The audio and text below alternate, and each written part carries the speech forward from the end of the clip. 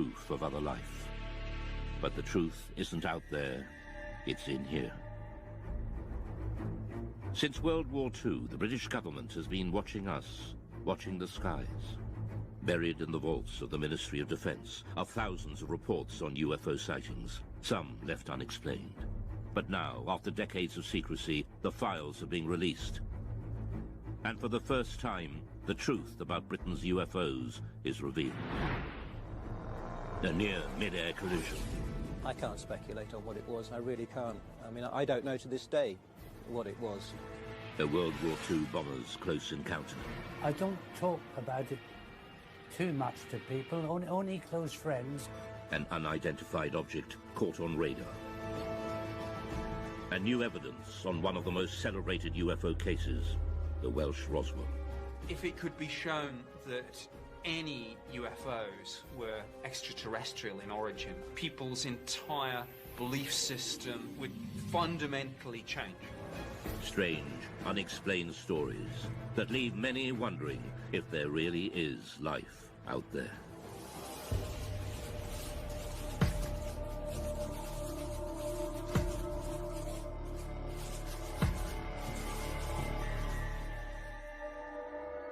What are three popular word searches on the internet? Perhaps the first two are no surprise. UFOs have an incredible hold on the popular imagination, but few myths have involved government investigations, surveillance, and cover-ups. UFOs have. One person who knows just how seriously UFO sightings have been taken by the British authorities is ex-MOD operative Nick Pope. From 1952 onwards, it was decided that there really needed to be a small unit set up permanently to research and investigate the UFO phenomenon. And really from the 50s right up until 2009, the Ministry of Defence did have a small project looking at the UFO mystery. Pope manned the UFO desk in the 90s, helping add to the thousands of files the ministry had gathered for decades. Subject making his way. Now that they're being released from the vaults, key UFO eyewitnesses give their side of the stories. And UFO experts, skeptics and believers interrogate just what the MOD was keeping secret. Dr. David Clark is the journalist who helped first persuade the MOD to release the files. If you look in the files, there are thousands of unusual things that people have seen in the sky from right across the British Isles. There's absolutely no doubt that people see things in the sky that they can't identify. They always have done.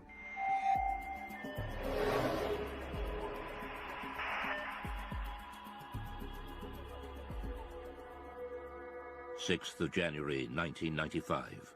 Two experienced pilots of a Boeing 737 carrying 60 passengers from Milan to Manchester report a near collision. It's an incredible sighting of an unidentified flying object which sends the authorities into a spin. In the Ministry of Defence files, there are quite a number of incidents involving near misses between civil aircraft and unidentified flying objects. The most impressive of all was a report that was made by the crew of a British Airways 737. Speedbird 5061, overhead Pennines, 9 miles. They were just about to enter this cloud bank, quite a clear sky, good sort of vision. Suddenly the first officer said he saw this object coming towards him like an illuminated Christmas tree.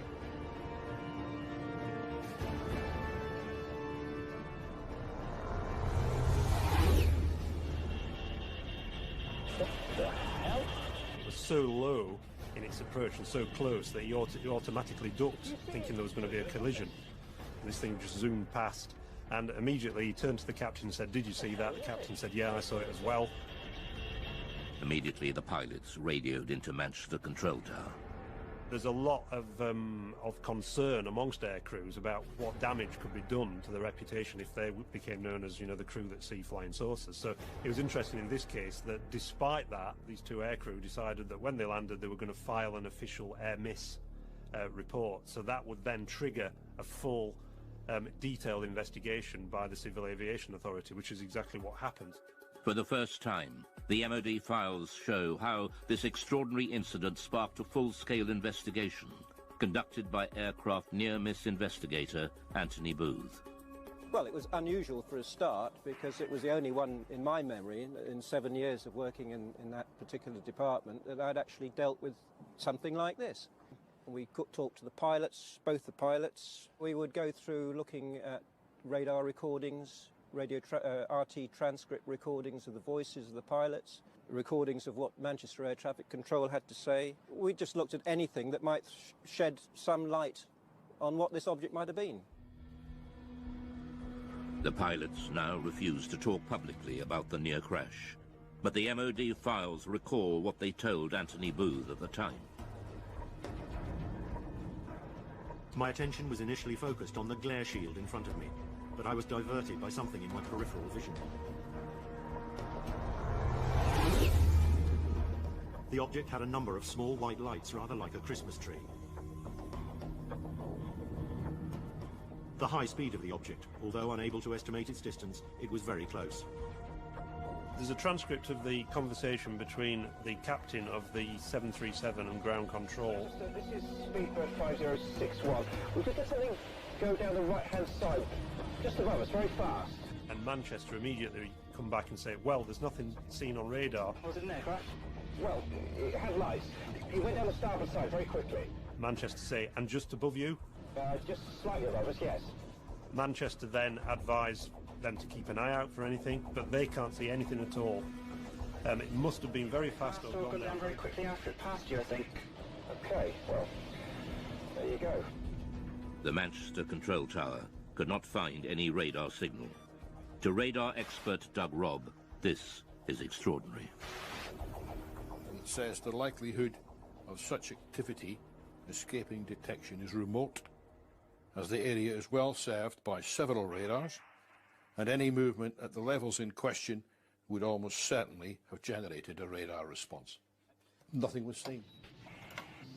So what was it that avoided radar detection? The MOD files showed that the investigators and pilots considered all the possibilities. It was a hang glider. At night, he's suicidal. Hang glider would not be picked up by normal radar, no. A comet? No, I don't think so. A meteor could be detected on re-entry if the radar was looking exactly in the right direction as that piece of debris went past at some speed. Military? Oh, maybe, but I didn't recognise it. But we're near a major airport. It would have shown up on the radar response. Spy plane? I don't think so. Didn't look like a stealth. Stealth aircraft would not be picked up by normal radars. If a spy plane is being kept secret, it's not going to be flying where people can see it. And certainly nowhere near airliners. UFO? That'd be daft. I don't know. These pilots are not lying. They did have an unusual experience, which to them remains baffling.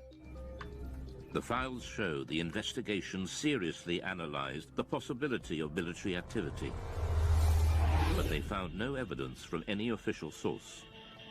It seems most unlikely that such a flight would have been conducted so close to a busy international airport. So what was it? We revealed the conclusion, locked away in the MOD vault since 1995, reached by Anthony Booth's investigation. Most of the incidents that we looked at, we could arrive at some conclusion, definite conclusion. But in this case, we couldn't really. We had to come up with an assessment of cause and risk. Both the risk and the cause were unaccessible. Degree of risk, unaccessible. Cause, unaccessible. Really, that statement is really, really unusual to find that in an official air miss report. And it's basically saying we don't have a clue what was seen. Look, they'll say back at BA. I think they might rib us about this one. At the end of their the summary of the working group's discussions, it says that there is no doubt that these pilots both saw an object and that it was of sufficient significance to prompt an air miss report. Unfortunately, the nature and identity of this object remains unknown.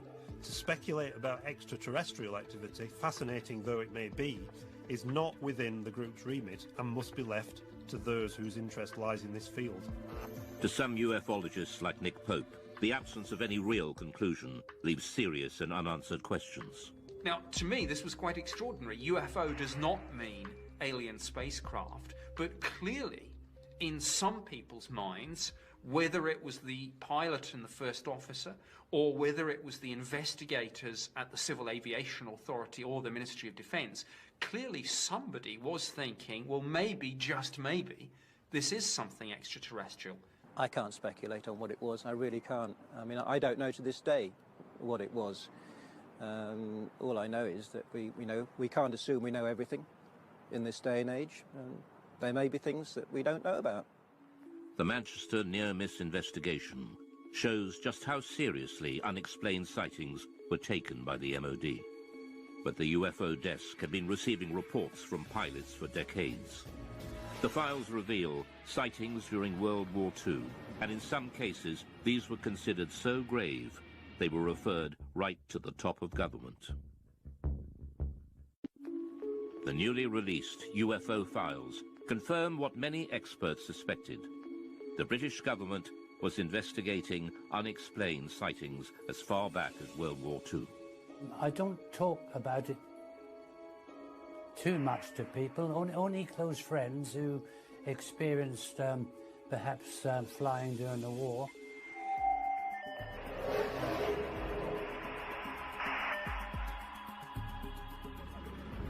Spring 1944. Britain was engaged in heavy bombing raids over Germany. Rumours of strange, unidentified missiles were getting through to top command. Considered a threat to public morale, the MOD files reveal that the order to keep them secret came right from the top. Sightings such as the one seen by gunner Bernard Dye. Now I have here a personal wartime diary. I'll read you an entry which I wrote on the 26th of April. Operation Essen. 300 aircraft raided Essen. Dye then recorded the most extraordinary sight. By unidentified objects, which I describe as just red balls of fire. This is the first time Bernard Dye has spoken on television about what happened that night. We left the target area and we were heading back towards Mildenhall, our base. We were heading across France. Everything appeared to be peaceful. Suddenly I saw 3 balls of fire coming up from below and reported this to our pilot, Arthur Horton, on the intercom. A few seconds afterwards, the rear gunner, Brian Harper, he observed 2 more red balls of fire. Immediately, Arthur was a bit perturbed, and were they fighters? No, not fighters, Arthur, just balls of fire coming towards us. I said to Arthur, no, evasive action, corkscrew, starboard, go, go, go.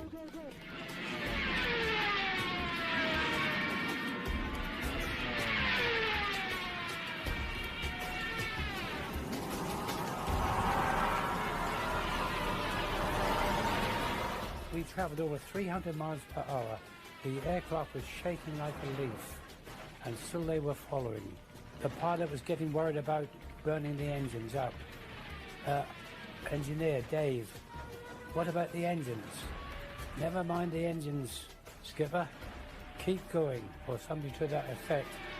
The words were rather rude. It certainly gave me and the crew the willies to see them. After a short distance, these 5 red objects, they just got slower, and the red lights disappeared into the blackness below, and we got safely home. Well, when we got back to Mildenhall, our base, each crew is interrogated by intelligence officers, and they just laughed at us.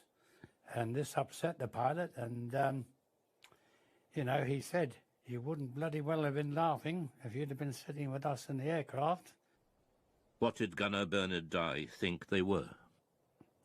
Didn't know what to think, but I thought they were just a new weapon. that the Germans had invented. Bernard Dye was not alone. Other World War II aircrew had also reported unexplained sightings, and we now know that at least one of these reports was suppressed, and the order to do so came right from the top. Wartime Prime Minister Winston Churchill was so terrified the report would leak out, he ordered a 50-year blackout. Mr. Churchill declared that the UFO incident should be immediately classified for at least 50 years, and its status reviewed by a future Prime Minister.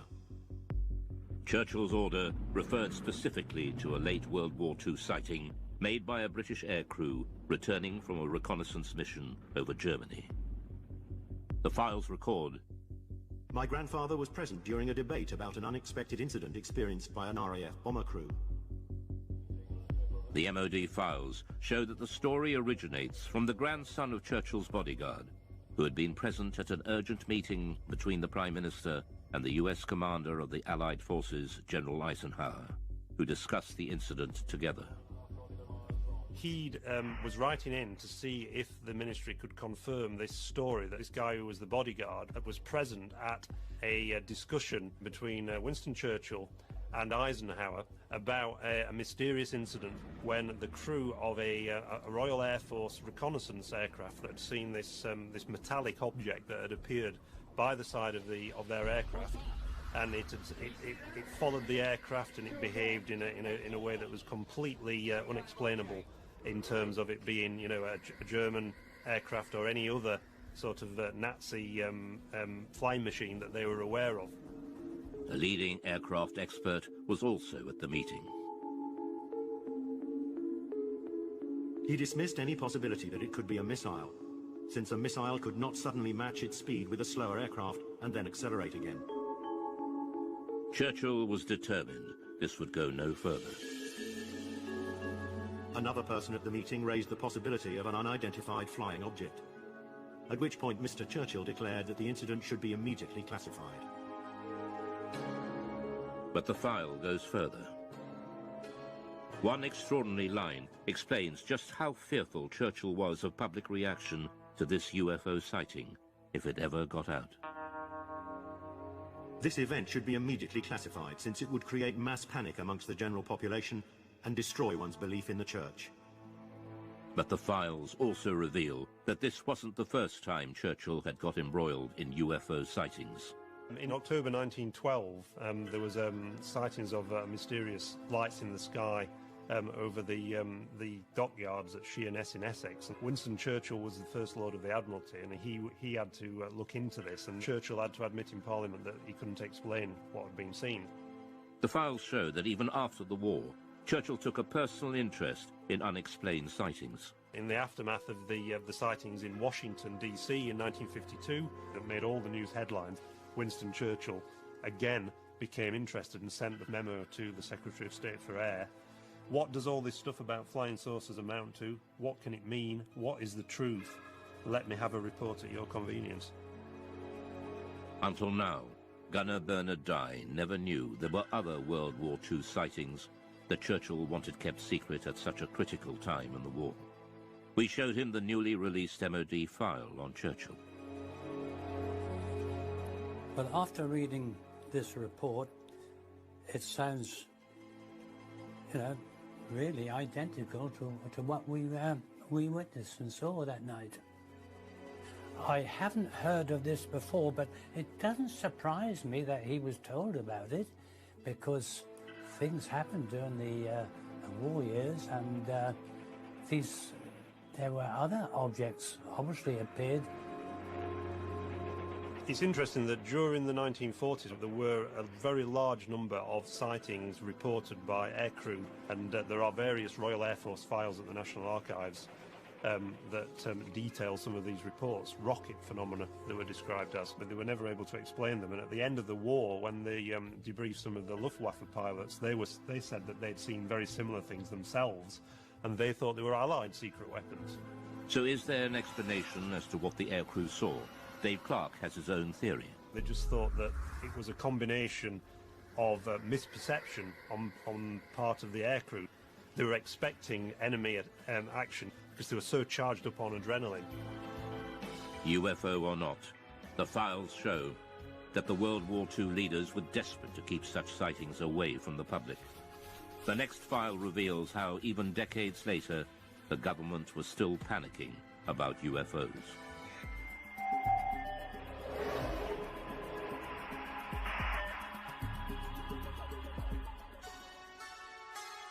Many UFO experts believe that the Pitlochry file illustrates one of the most significant UFO conspiracies of recent times. It involves photographs of an unidentified object captured flying over a remote Scottish valley. The photos were sent to the MOD, but mysteriously went missing. Journalist Mark Pilkington has spent years trying to track down these UFO images. The Pitlochry photographs in the MOD files date back to the 4th of August 1990, when two witnesses on the A9 near Calvine, near Pitlochry, allegedly saw a large diamond-shaped craft hovering in the air for about 10 minutes and took 6 photographs of it. And the object that they claimed to have seen was accompanied by 2 aircraft, which the MOD later identified as Harriers. The photographer has never been identified. He sent the 6 photographs to the Scottish Daily Record newspaper. The paper never ran the story. Instead, they referred them to the MOD for investigation. The Ministry of Defence took their own copies of the photographs, which have since disappeared. They, according to the files, sent the original negatives back to the Scottish Daily Record, which inexplicably never ran a story on the subject and never published the photographs, and presumably returned them to the 2 men whose names have been removed from the file, so we can't ask the 2 men. So mystery piled upon mystery. All that remains in the files is a photocopy of the alleged photographs. UFologists later mocked up this photo of what was seen. But Nick Pope dealt with the original photos and file when he worked behind the MOD desk. Both the Defence Intelligence Staff and the Joint Air Reconnaissance Intelligence Centre analysed this very carefully, and the consensus was clear on this. This was a real object. It was maybe 25, 30 metres in diameter. I sat down with my opposite number from the Defence Intelligence Staff at a briefing about UFOs.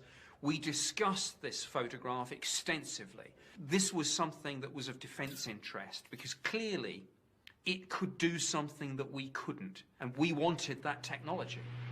The MOD was determined to play down the incident. There's an interesting briefing by the Ministry of Defence press office on defensive lines to take if these photographs made it into the newspapers, and they were asked questions about this. And there's a list that basically says that we have looked at the photographs and no definitive conclusions have been reached regarding the large diamond-shaped object. And if they were pressed by the media, they were told to say all sighting reports received by the ministry are referred to the staff in the departments which are responsible for the air defence of the UK. During his time with the ministry, Pope had a blown-up copy of the photograph on his office wall until it was personally taken down by his superior. One suggestion was that this was a secret prototype American spy plane. My head of division convinced himself that this probably was some secret aircraft or drone, and he ordered that this be removed. We know from the files that there was a lot of internal discussion about, were the Americans flying this incredible spy plane, and if so, why had they not asked for permission, for this thing to fly through British airspace? Journalist Mark Pilkington believes that events at the time could well have influenced what people thought they had seen. This was just 2 days after the first Gulf War had broken out, and there were certainly great deployments of aircraft towards the Middle East, and the UK was a kind of sort of stop-off point and a sort of launch pad for a lot of those aircraft. The MOD were clearly worried about public reaction, just as Churchill had been 4 decades earlier. So was there a cover-up by the MOD over the mysterious Pitlochry photographs?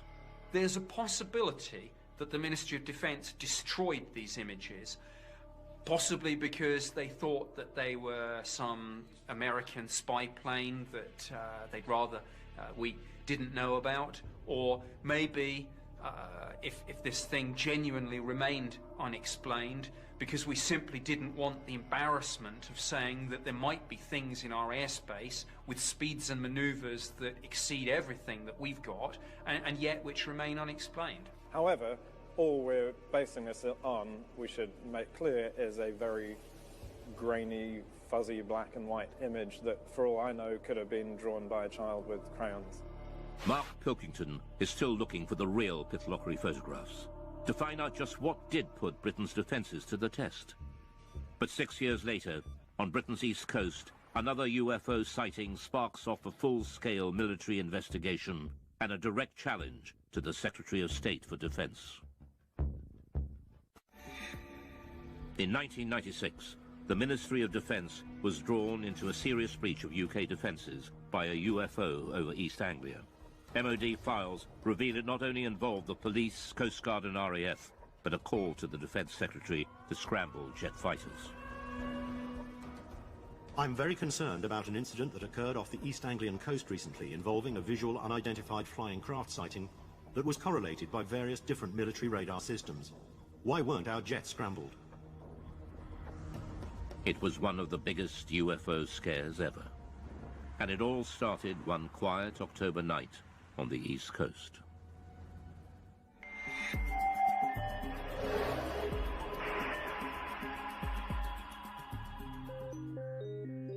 It was the police officers, actually, who phoned in the first reports. There's an extract from that. In the early hours of the morning, the police are saying we can see a strange red and green rotating light in the sky directly southeast from Skegness. It looks to be high in the sky directly over the Wash. The patrol officers reported the sighting to the station sergeant.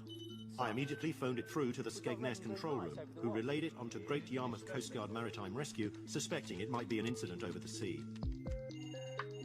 We had a report at about 3:15 local time from Skegness Police, and they could actually see this light in a southeasterly direction.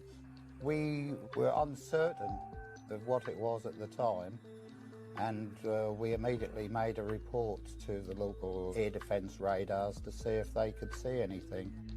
The call went through to RAF Neatishead, the most important air defence centre in southern England. Clarksville radar has a contact bearing at 221 degrees at... They noticed that on one of the radars, a blip that they couldn't identify, that wasn't an aircraft.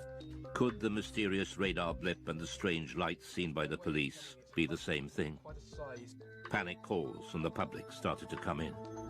No, I don't think they're invading. A call was put out to shipping to keep a lookout for unidentified lights. Then a tanker came back. MV Conocast Yarmouth, we're seeing a group of lights above the Wash. The vessel at sea was the Connor Coast, and she was in much this sort of area.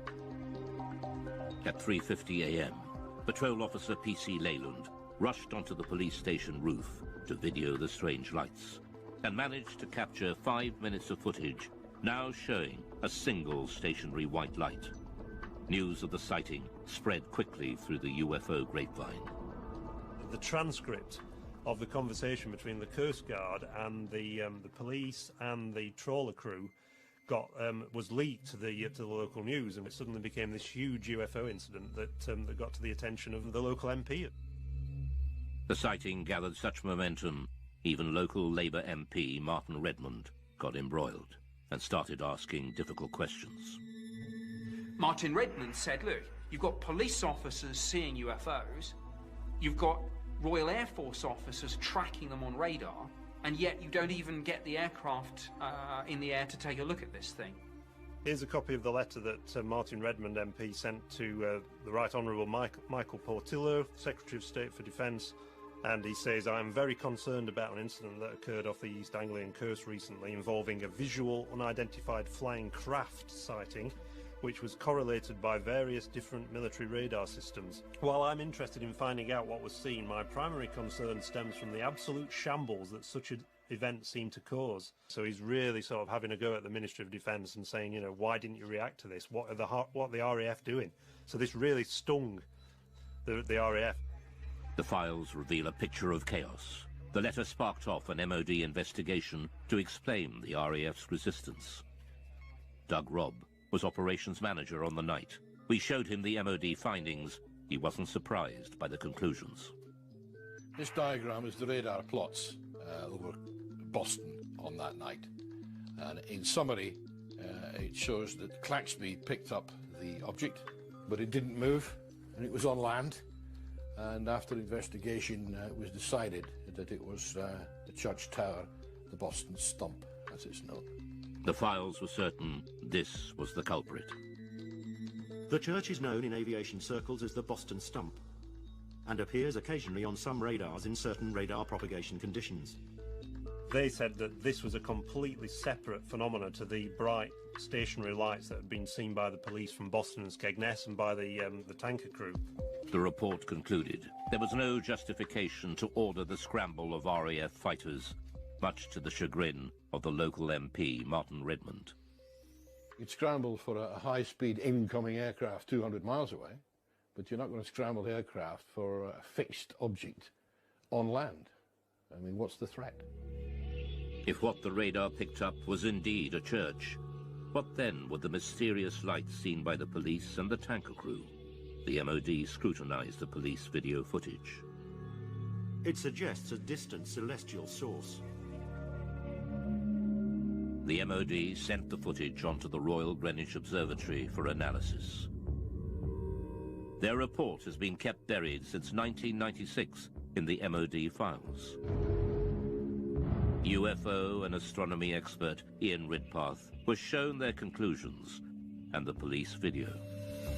If you look at the police video, you can see it's just a bright dot of light just sitting there, not appearing to do anything. So, to me, this shows that even the most impeccable witnesses can actually make what is really a basic mistake, which is just misidentifying bright celestial objects. Well, the most common culprit is the planet Venus. In fact, it's called the Queen of the UFOs, and this is because it's the brightest object in the night sky after the sun and the moon, which could have been what the police were seeing. He also believes there's an explanation for the colors of the lights. When the camera zooms in, very often the camera will completely lose focus, and you can actually see some odd shape to the light, which is actually the diaphragm of the camera. But this doesn't explain what the tanker crew observed. The MOD investigation found that they saw a light coming from a different direction to Venus, and they were baffled. These lights remain unexplained. But expert Ian Ridpath believes there is an answer. The object that the tanker saw to the north, I think, was another bright star called Vega, which is also just appearing to twinkle and flash multicolored lights. UFO expert and skeptic Dave Clark believes there is a reason why this escalated into such a major incident. This happened in 1996, which was the very height of the popularity of the X-Files series on TV. It was the biggest sort of year, the 1996-97, in terms of number of reports they received since 1978. So is this case closed for East Anglia? Or will more mystery emerge, just as it has, with one of Britain's most celebrated cases that refuses to go away, the Welsh Roswell?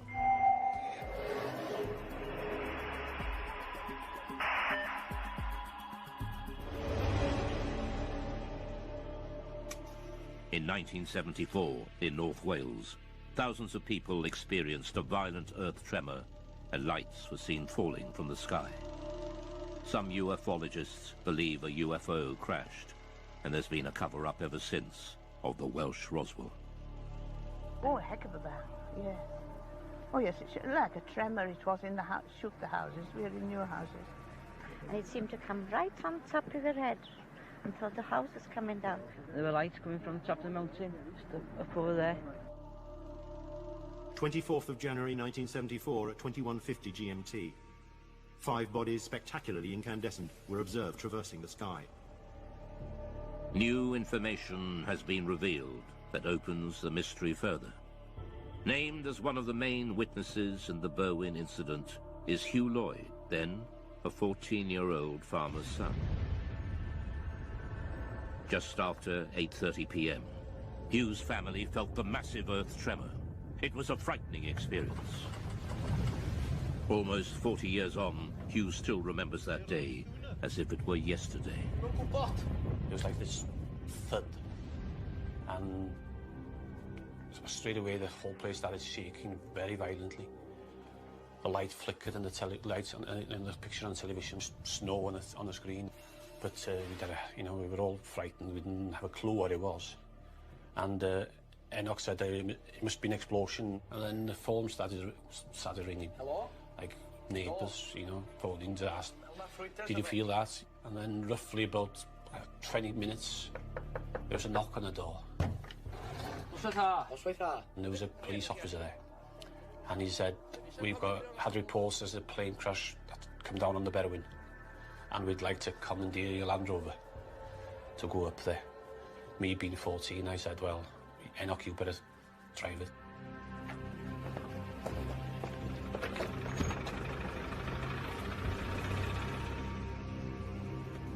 We carried on up the mountain about half a mile, maybe 3/4. And we drove up the track and we stopped, got out and got torches, and it was very quiet and very dark, but nothing to be seen. How are we going with the torch?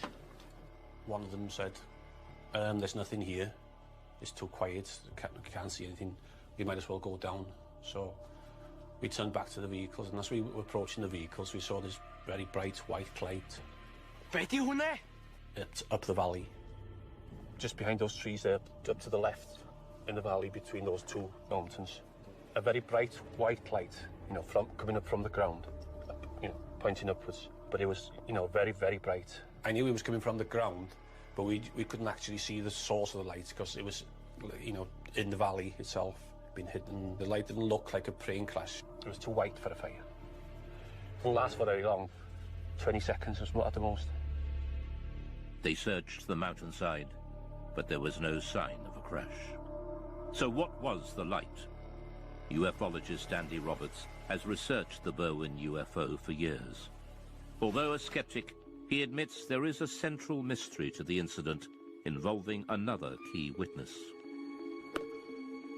At a village nearby called Llanderfel, there was a district nurse called Pat Evans.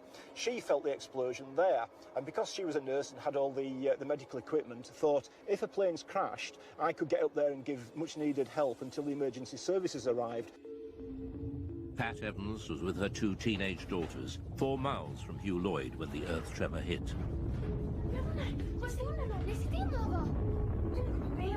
So she picked up her 2 young daughters, got them in the car, drove the 10-15 minute drive up onto the B4391 road, expecting to see an aircraft crashed and in flames. This is the road that she was driving on, and it's a road that she knew very well, so she had no problems driving up here at night. And obviously she was out there looking for what she thought was going to be a plane disaster.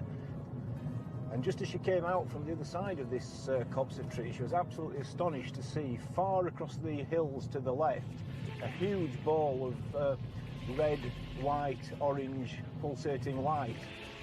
Whatever the object was, it was too far from the road to be reached on foot. Pat and her daughters watched, astounded at the ball of light, slowly pulsating and changing colour. She described it as being half the size of the moon, and around this object were moving torchlights and vehicle lights. She realised that it clearly wasn't a crashed aircraft and that someone or some people were there attending to whatever it was, and realising that, she drove back home and went to bed, and to this day is completely mystified by what it was. So what did Pat Evans and Hugh Lloyd see that night? We reveal that even the arrival of the mysterious men in black couldn't provide all the answers.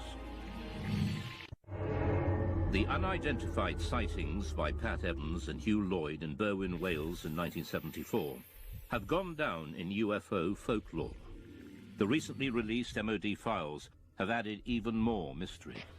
Researchers from the British Geological Survey were quickly dispatched to Berwyn to investigate an earth tremor that had registered 3.5 on the Richter scale.